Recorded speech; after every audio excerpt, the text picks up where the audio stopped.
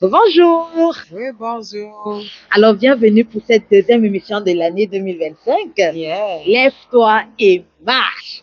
Aujourd'hui, nous avons à cœur une pensée particulière pour ceux que nous allons appeler aujourd'hui des prophètes, des intercesseurs, des gens qui ont le don de l'encouragement. La parole de Dieu dit que Barnabas, le fils de l'exhortation, avait ce don de consoler. Ceux-là qui agissent pour leurs proches, ceux-là qui chaque jour se tiennent à la brèche, qui prient pour les membres de leur famille. Yeah. Une maman peut-être qui prie pour ses enfants, qui ouvre, qui se bat pour que sa famille aille bien. Un papa qui se bat, fait tout ce qu'il peut, qui exhorte, qui encourage ce chef d'entreprise, qui encourage ses employés. Je ne sais pas quelle position vous avez auprès des personnes que le Seigneur a mis. Mais si vous reconnaissez comme étant cette personne-là qui encourage, le Seigneur a une pensée toute particulière pour vous aujourd'hui. Alors nous allons aller dans notre texte Ézéchiel 37, c'est ce que nous avons vu dans la vidéo précédente. Et nous pensons que le Seigneur va vous faire du bien, comme il en a fait à Ézéchiel. Amen. Amen. Donc, je commence Le texte.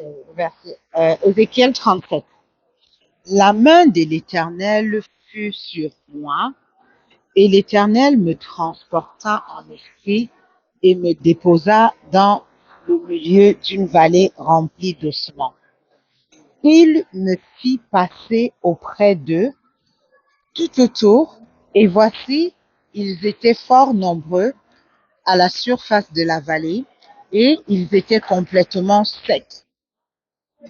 Verset 3, il me dit, Fils de l'homme, ces eaux pourront-ils revivre? Il répondit, Seigneur éternel, tu le sais. Amen. Amen.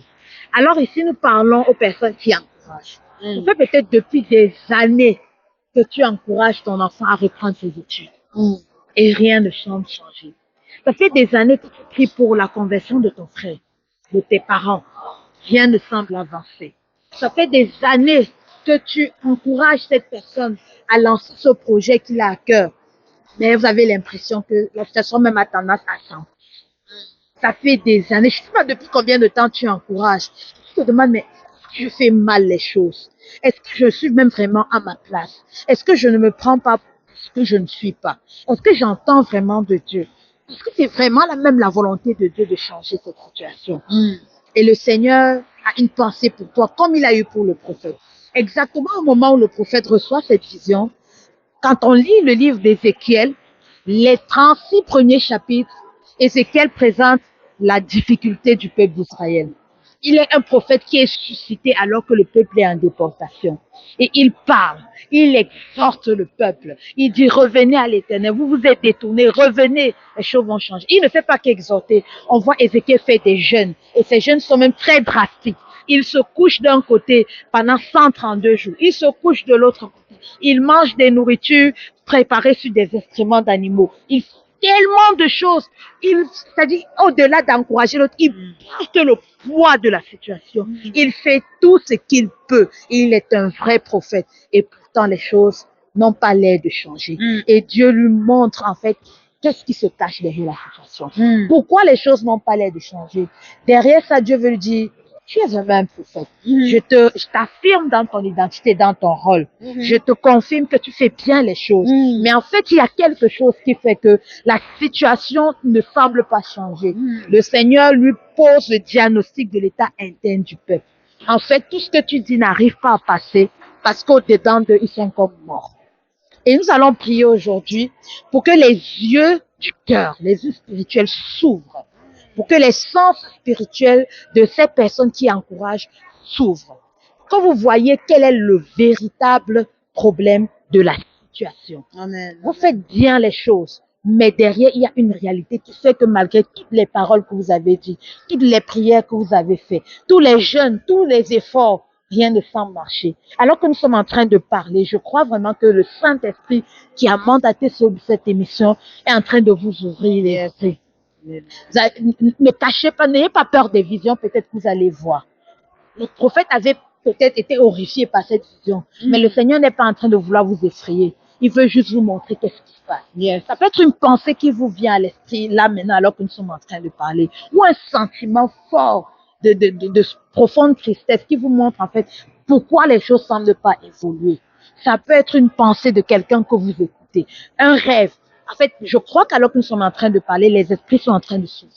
Yeah. Les cœurs s'ouvrent et le Seigneur pose le doigt sur la véritable situation. Amen. Amen. Le Seigneur ne veut pas nous cacher les choses alors qu'on veut s'accorder avec lui pour que sa volonté puisse se manifester. Il veut qu'on soit délivré, il veut qu'on reprenne vie et on croit vraiment, vraiment que alors qu'on se dispose et puis qu'on reçoit cela, ben, comme ma sœur, elle s'est dit, le Seigneur va véritablement faire alors que c'est lui qui a suscité cette émission, c'est lui qui a suscité ce moment. Vraiment, soyons dans la foi, soyez dans la foi pour vraiment s'attendre à voir des choses. Et je prie alors que vous allez voir des choses, que cela vous donne de pouvoir maintenant encore agir avec efficacité et de savoir que, OK, là, j'ai vu c'est quoi qui se passe, de pouvoir demeurer là. Est-ce que c'est un bouchon qui aurait peut-être bouché les oreilles de quelqu'un spirituellement pour qu'alors qu'on peut apporter la parole, on peut prier, la personne n'entend pas. Il y a eu quelque chose qui a été fait, il y a des bouchons, je l'ai vu personnellement dans la vie d'un membre de ma famille. Alors, c'est comme je sais qu'il y a un bouchon qui est là, et souvent je vais prier en disant que ce bouchon-là soit ôté pour que la parole de Dieu, lorsqu'elle est annoncée, lorsqu'elle est, elle est entendue, la personne puisse recevoir. Amen. Et puis c'est de rester là-dessus, parce que Dieu, il voit tout, et il veut nous le montrer. Alors qu'il montre, ben, qu'on puisse pouvoir comme maintenant prier avec ce qu'il a donné de façon efficace et c'est certain qu'on va voir des résultats. Alléluia. Amen. Nous allons aussi prier pour la compréhension des choses que nous voyons. Parfois, on voit des choses, mais on ne comprend pas le sens de ce que ça veut véritablement dire. Oui. Et on peut prier de la mauvaise façon. Alors, nous prions pour un esprit d'éclairement, Oui. pour la sagesse, pour que le Saint-Esprit illumine vos cœurs. Non pas pour que vous voyez seulement, mais que vous compreniez ce que vous voyez. Amen. Afin que vous sachiez quelle est la volonté de Dieu. Parce que quand Dieu montre une situation, il montre sa puissance pour la changer. Si vous avez besoin de quelqu'un pour vous aider, le Saint-Esprit, nous prions que le Seigneur dispose tout ce qu'il faut pour que vous puissiez comprendre la vision. Mais nous encourageons aujourd'hui à faire cet exercice, notez ce que vous voyez. Notez parce que parfois quand on voit, on peut dire, ah, je l'ai retenu. Non. Quand ça vient de Dieu, notez-le. Et après, repassez dessus avec le Saint-Esprit. Repassez, Père, qu'est-ce que tu veux me dire? Regardez la parole, méditez. Si vous envoie avec quelqu'un de plus expérimenté dans la compréhension du prophétique, parce que peut-être on n'est pas habitué avec ce genre de choses, le Seigneur vous le donnera, mais cherchez parce qu'il est votre Père.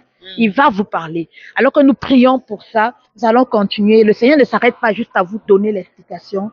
Le Seigneur va vous donner la parole. Ne vous effrayez pas. Bon, regardons qu'est-ce que le Seigneur a dit au prophète alors qu'il lui a montré la véritable situation. Amen.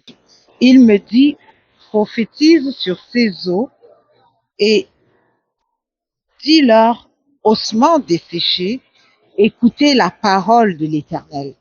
Amen. Amen. Ainsi parle le Seigneur. L'Éternel a ses eaux.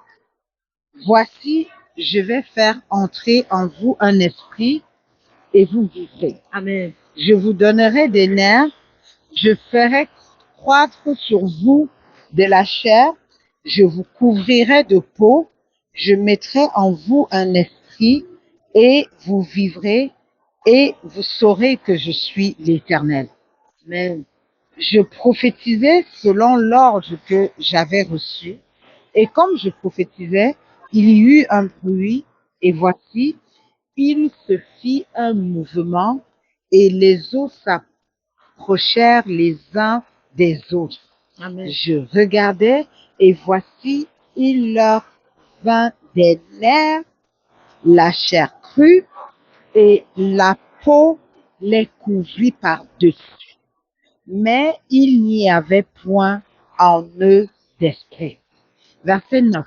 Il me dit, prophétise, parle à l'esprit. Prophétise, fils de l'homme, et dis à l'esprit. Ainsi parle le Seigneur, l'Éternel.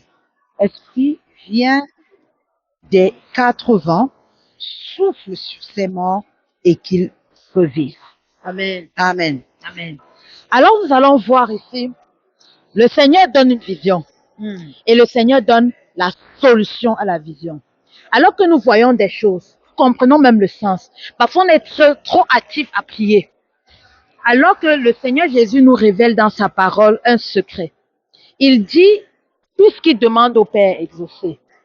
Donc parfois, il faut prendre le temps pour dire, maintenant que j'ai vu et que j'ai compris, qu'est-ce que tu veux que j'émane comme prière? Parce que si c'est la prière que le Saint-Esprit vous donne, assurément, elle est exaucée.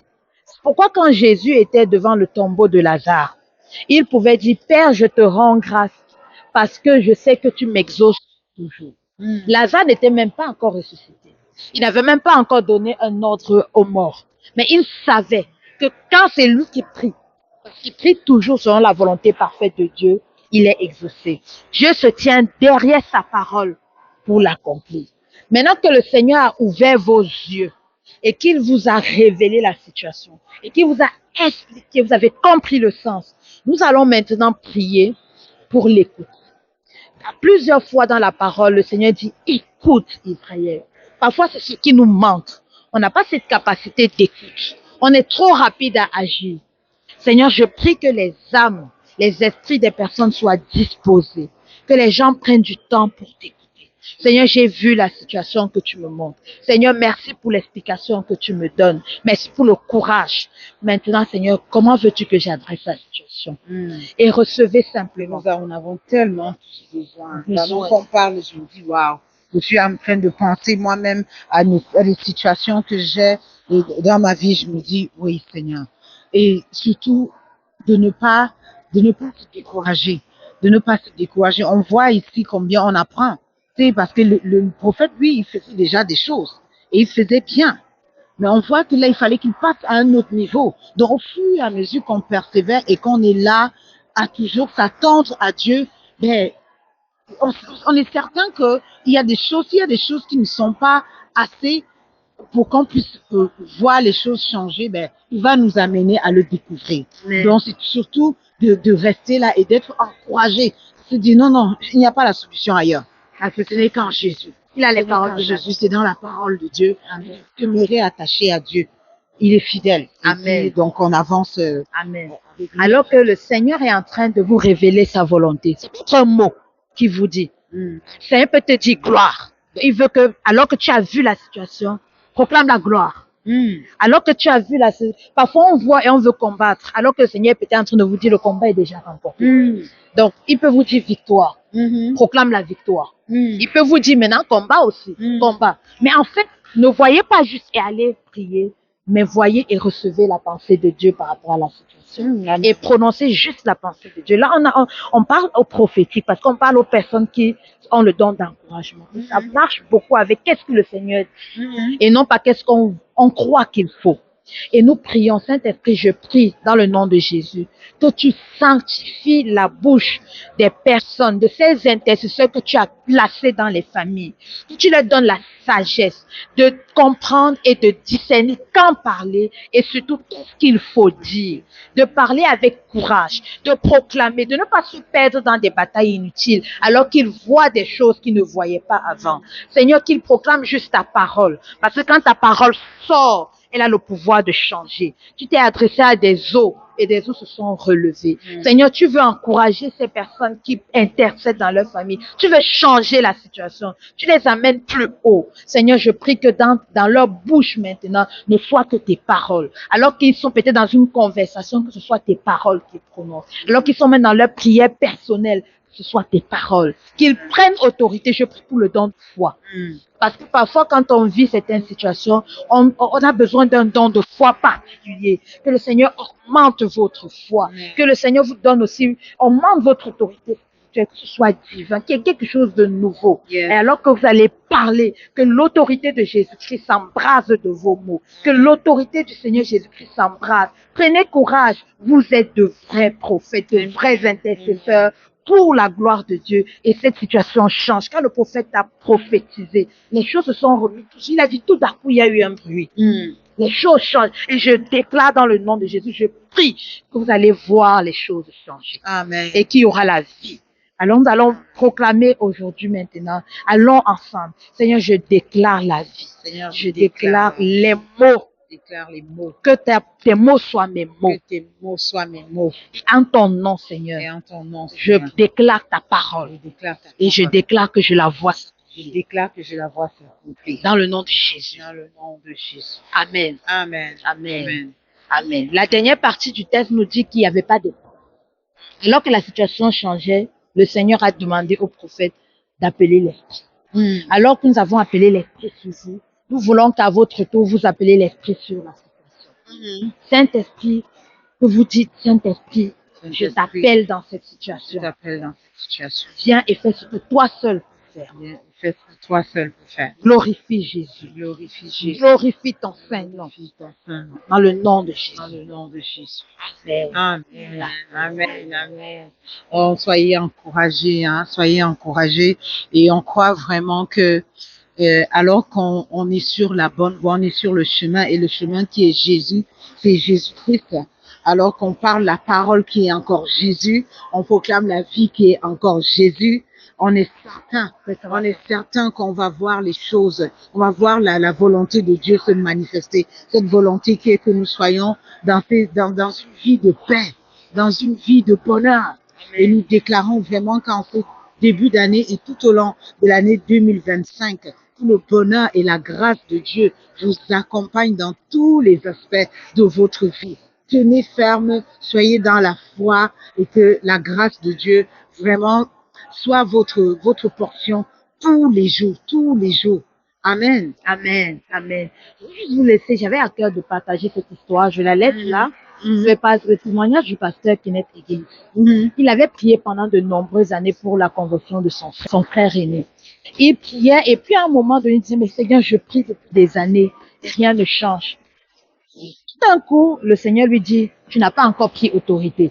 Il dit, mais Seigneur, c'est lui qui doit prendre la décision. Il dit, oui, mais toi, tu dois prendre l'autorité, c'est ce qui l'empêche de suivre. Il a donc, il a commencé à changer de direction. Il commandait à l'âme de son frère d'être sensible à la parole de Dieu, afin que quand il recevrait, il pourrait le voir. Et il priait dans ce sens-là de plus en plus. Un jour, il est un dimanche pendant son culte, il est en train de prêcher, et ses yeux s'ouvrent, un peu comme les yeux du prophète. Il voit une vision, alors que son frère était de plus en plus sensible à ce qu'il lui disait.